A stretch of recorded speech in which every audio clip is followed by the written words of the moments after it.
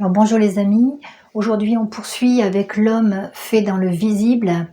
Donc dans Genèse au chapitre 2 au verset 7, il nous est dit « L'Éternel Dieu forma l'homme de la poussière de la terre ». Alors poussière, ça se dit afar, et en fait on va voir que Dieu va créer l'homme dans un matériau visible. Et c'est compréhensible puisque c'est pour le placer dans ce monde visible. Donc ça se dit afar, ça commence par un aïn, et, et donc ce sera la poussière de la terre.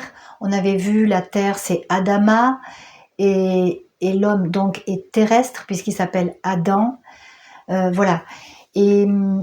Mais en fait on n'est pas que poussière, ça c'est notre matériau on va dire, visible, mais il est dit et l'Éternel Dieu souffla dans les narines de l'homme un souffle de vie, et l'homme devint une âme vivante. Voilà, donc nous sommes des êtres vivants, mais le dessein de Dieu c'était tellement plus grand encore, c'était que non seulement on soit terrestre, mais aussi qu'on soit rempli de son esprit, en fait qu'on soit terrestre et en même temps céleste. Alors le verset suivant nous dit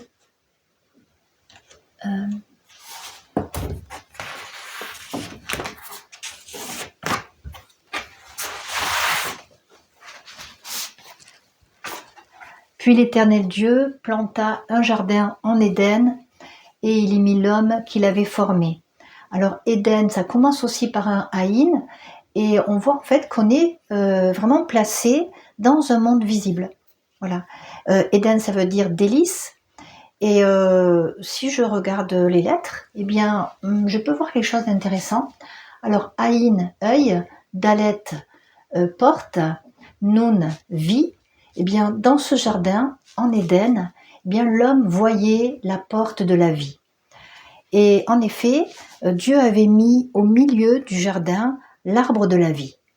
Et si l'homme prenait du fruit de l'arbre de la vie, eh bien, il vivrait éternellement de la vie de Dieu. Et ça, c'était le dessein de Dieu. Ça, c'est le dessein de Dieu. Mais comme Dieu nous aime, et quand on aime quelqu'un, on ne peut pas l'obliger à nous aimer. Alors Dieu a fait l'homme libre, et en fait, il fallait qu'il ait la liberté d'exercer un choix. Ce choix, c'était: est-ce que tu veux vivre éternellement de moi, uni avec moi, ou est-ce que tu ne me veux pas dans ta vie? Et donc Dieu a placé aussi cet arbre de la connaissance du bien et du mal dans le jardin, en lui disant: n'en mange pas, n'en mange pas. Et voilà, tenté par Satan, qui est le serpent, qui est représenté par le serpent, eh bien l'homme et la femme en ont mangé, ils sont devenus indépendants de Dieu, ils ont été ainsi privés de toute la gloire qui était leur partage, la gloire de Dieu qui était leur partage.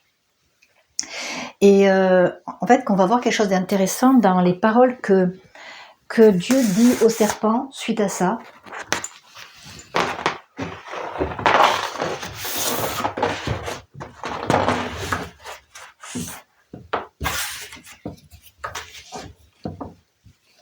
Alors Dieu dit au serpent: parce que tu as fait ça, tu seras maudit, tu marcheras sur ton ventre, tu mangeras de la poussière, afar, tous les jours de ta vie. Alors si on le regarde dans une première lecture, on va dire oui, en effet, le serpent, déjà c'est un animal qu'on n'aime pas du tout, et puis en effet, il se traîne sur son ventre, en effet, il est vraiment au ras de la poussière, quoi. Il a vraiment la poussière près de sa bouche. Mais en fait, quand c'est très intéressant de voir en fait que c'est ce mot encore qui dit afar, et donc maintenant, l'homme qui est séparé de Dieu, comme Dieu le lui dit quelques versets plus loin, tu es poussière et tu retourneras à la poussière. Maintenant, il est juste poussière, en fait. Il est juste terrestre, il est juste dans le visible. Il est privé de la gloire de Dieu, il est plus rempli, voilà, il n'est plus rempli de la présence de Dieu, ce qui l'aurait rendu totalement inaccessible au serpent.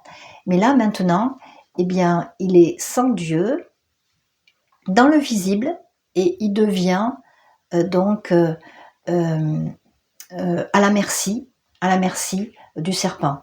C'est lui-même qui s'est soumis au serpent en le croyant, et maintenant c'est le serpent qui le domine, et il va en faire les frais en fait, parce que le serpent, donc, ça représente le diable, Satan, c'est l'adversaire non seulement de Dieu mais aussi des hommes.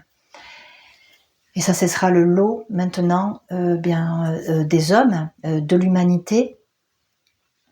Mais c'est le commencement, et Dieu a déjà prévu une solution. Et parce qu'on peut se dire, quand on voit ça, eh bien, y a-t-il un salut pour l'homme? Y a-t-il une délivrance du serpent? Y a-t-il une possibilité pour l'homme de revenir en arrière? Alors on va le voir la prochaine fois, parce qu'on va voir le mot Yeshua. Yeshua, ça veut dire salut, et ça veut dire délivrance. Voilà, je vous dis à bientôt. Au revoir.